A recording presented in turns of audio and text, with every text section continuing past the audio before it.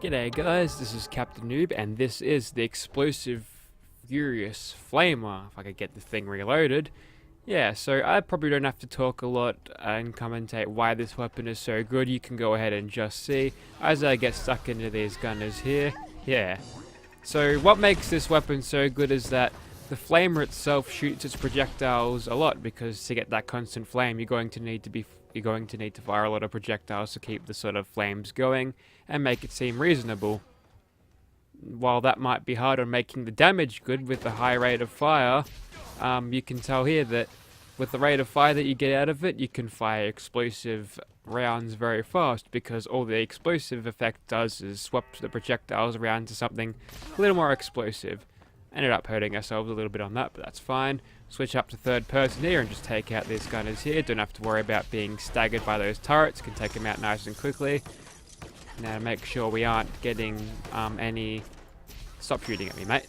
Any photo frames in our face here, because that'll actually kill us if any of them decide to jump up. So we've got to worry about that. See, that could be dangerous if I was standing close to the picture frame. So there we go. Managed to take out the middle room nice and good, and we'll just bounce explosive damage off the corner there, and that'll kill that gunner nice and easily. Now, one of the things about heavy weapons is that it'll actually boost the whoa, a fat man. Okay, these gunners aren't messing around. It'll boost the explosive damage you get twice over. So as you can tell from that 10-second little preview of the weapon, I'm getting 86 damage out of this, which is really good. I mean, ballistic damage, along with the little bit of energy damage that you do get with it. But that's really not much you can really say about that. That's just the standard flamer damage, and that isn't good in any respect. So, yep, that was it in Gunner's Plaza. Let's go to Kill Swan. So there's Swan standing there in the distance, minding his own business, and now we're going to ruin his day with an explosive furious flamer. So hopefully we can get the furious damage stacking with this. I'm not sure if it's possible with a explosive weapon, but it sure looks like it is. I don't even think we have to move before he's dead. Yep, there he goes. So we didn't even have to push any buttons except for mouse button 1. And you know what? I'm going to spare that glowing Mirelurk. He probably had nothing good on him anyway. He's not even a legendary one. Yep, so that was Swan, and he'll have to deal with that death however he may. But let's move on to another monster. Alrighty, so here are the bears. Let's go ahead and check out this thing's crowd control powers. So we'll remember to actually reload it, and we'll get stuck into this bear over here. So let's go ahead and just give him a bit of sneak attack, just to see how this thing does in stealth. Not very well, obviously, but it's not a stealth type weapon, and nor is it a ranged weapon, so I wouldn't expect it to do that well. But here comes the bear. We should probably move out of the way before he gets his claws stuck into us, just like that. Whoops, took a little bit of damage there. Okay, we'll just keep on shooting him. Yep, and there's the power of its ability to kill you. I just swept across the rock, and 2 shots probably would have ended me. Good job, me. Okay, so let's try that again. Except this time I won't talk about the weapon. I'll talk about something that's been annoying me a little bit lately. Now, you're all probably familiar with the Creation Club sort of controversy. If you're familiar with this channel, I cover Fallout, and that's where it's coming from.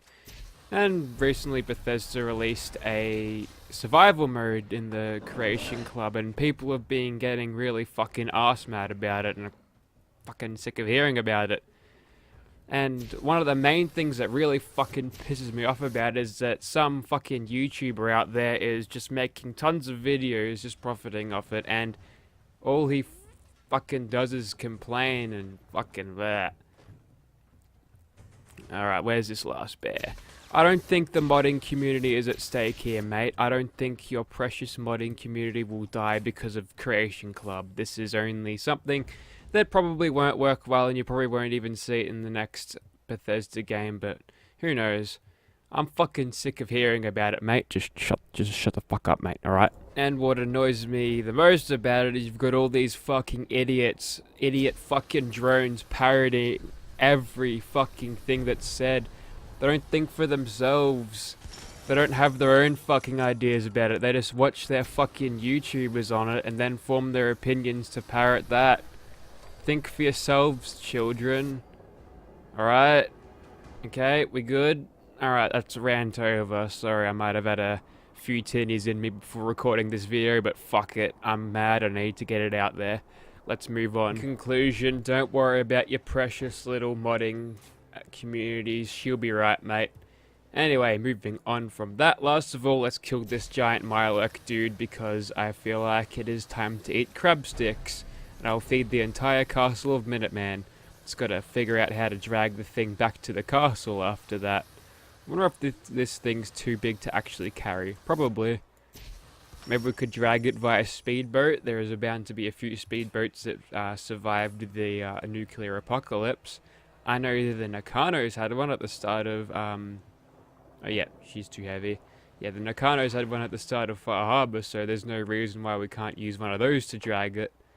Maybe I'm thinking too hard about this. But there you have it. That was the Explosive Furious Flamer. It's definitely a really, really powerful weapon, and that is a Patrolman Sunglasses Retex if you're wondering what the shades are. Looks pretty neat, I reckon. But yeah, if you want to have a weapon like this, be sure to check out the link in the description. You can either get Peterhick's Upgrade to Crafting mod, or you can get Legendary Crafting mod, and the one that has the workbench that will allow you to craft weapons with 2 legendary perks on them. I actually recommend the second one of that because Peterhick's Upgrade to Crafting mod interferes with the UCO mod in the fact that some armors may be invisible. It could lead to them showing up when you've previously had them invisible, and I like to have invisible armor so it doesn't appear super bulky or whatever. It's just a neat mod to have, so if you want it to be compatible with that, get the Legendary Crafting mod then. Thank you for watching, guys.